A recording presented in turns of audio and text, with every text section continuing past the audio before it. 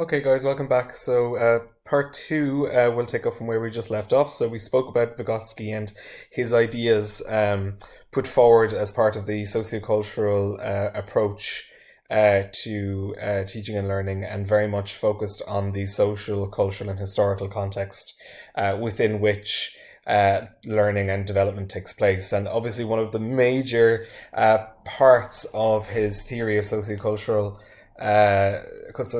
theory is the zone of proximal development. So, if we're talking about the zone of proximal development, really what we're trying to do is to understand the process of contradictory points between the internal possibilities and external needs that form the dynamic and driving energy for development. Okay, so we're talking about that this kind of contradiction, that kind of gap that exists between the internal possibilities and the external needs. And that is the driving energy behind development. So the zone of proximal development then fills the gap between the learner's inability to perform independently and the external help of more experienced others. Okay, so the zone of proximal development is a site within which learners get to a certain point where they can perform independently, and with the help of an external other, they can extend their learning within the zone of proximal development.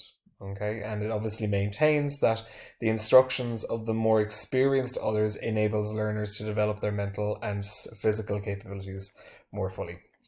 Okay, so when we're talking about sociocultural theory and talking about pedagogy, and you talked a little bit about this already when you were looking at dynamic assessment, um, what we're looking at two kind of important factors here are cooperative learning strategies, and then as part of that is in particular we're talking about scaffolding. Okay, so one of the most crucial aspects of Vygotskian theory is supporting cooperative learning strategies in the form of scaffolding. So Newman and Holtzman argue that Vygotsky's strategy was essentially a cooperative learning strategy. So what he did was he created a varied group of children, so heterogeneous groups of children, provided them not only with the opportunity but the need for cooperation. So creating activities where he knew it would not be possible for them to complete it independently. And by giving them these tasks, he made sure that they were beyond their current level, development level of some of the people within the environment, so that the other more able peers could assist or scaffold the learning of those who were whose zone of proximal development was more restricted than others.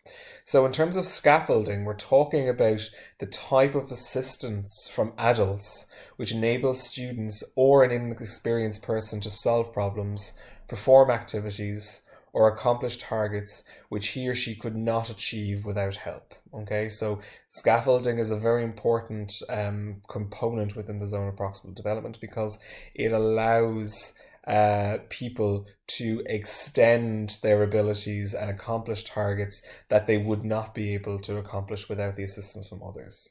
Okay, and within the language learning context, really, when we're talking about scaffolding, we're talking about student-student interaction and student-teacher interaction, and they're both central to the success of language learning. Okay, and the Vygotskian model really of teaching and learning supports the interactive and cooperative learning in a student-student and student-teacher interactive context, and rejects categorically teacher-centered teaching and learning. So very much moving away from the face-forward, teacher-focused classroom, moving it back towards more student-centered, where you have a lot of interaction within the classroom between students, between peers, and between students and teachers.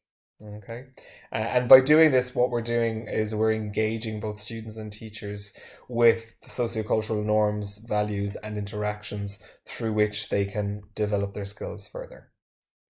Okay, so as I mentioned right at the very beginning of the lecture, sociocultural theory and very much a constructivist approach to sociocultural theory is the kind of dominant way of approaching teaching foreign languages nowadays. So we'll just very quickly talk about what we mean in terms of constructivism, just recap what constructivist approaches to learning are, and then we'll talk about how it's applied within the context of the sociocultural theory.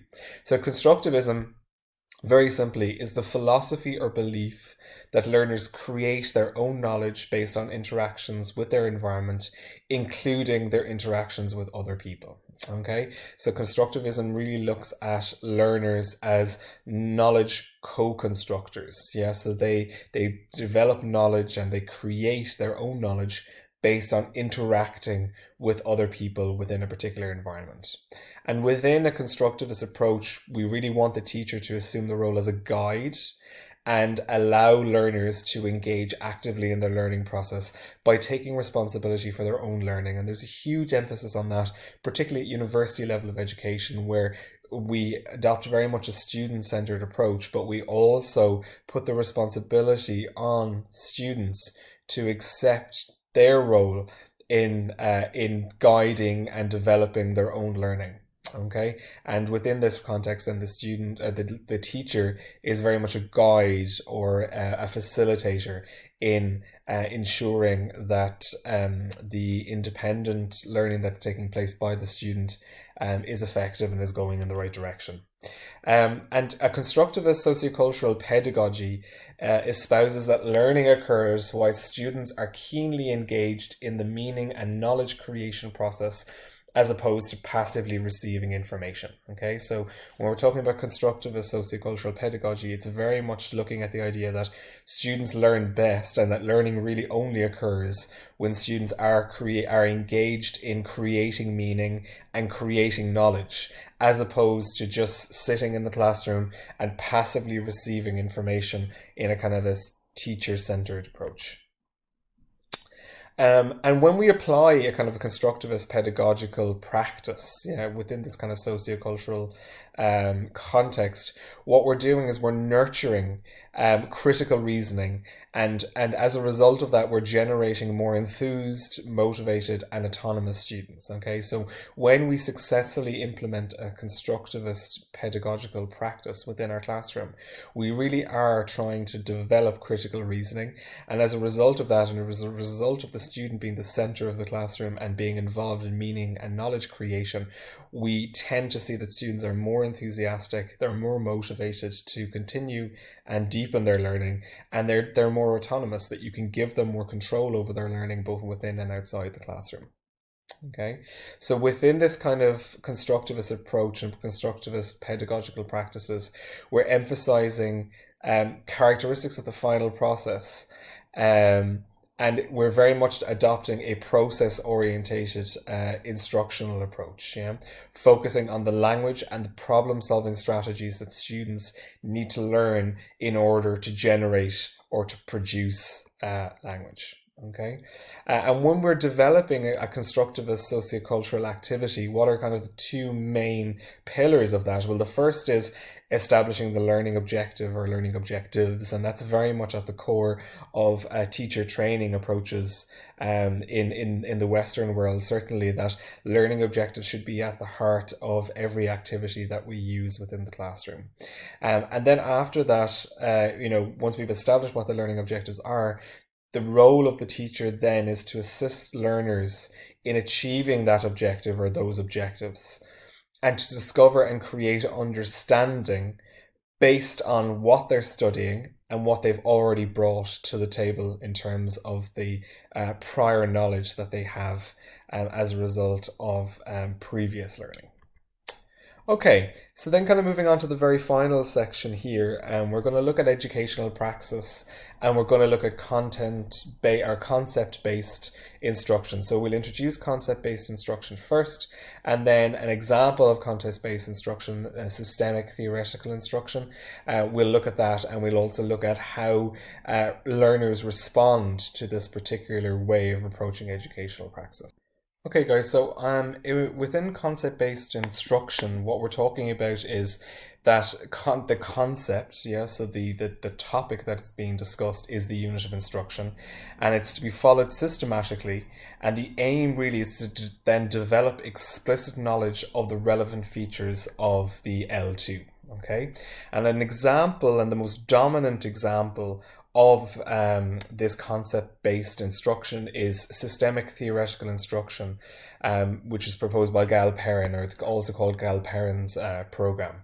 And it follows a specific sequence of instructional phases that educators use in collaboration with students within their classroom. And this program, this systemic instructional theoretical instruction, has been implemented in most L2 studies.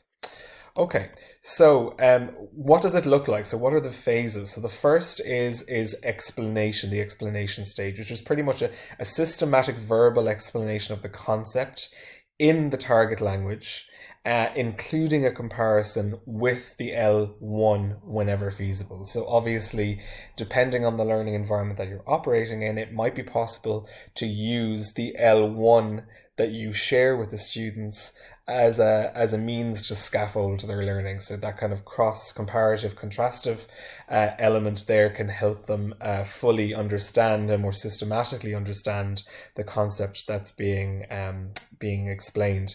And what's interesting here is that it's advocated that this is done in the target language, okay? So that we try as much as possible to retain our use of the target language within the classroom and within the pedagogical practices.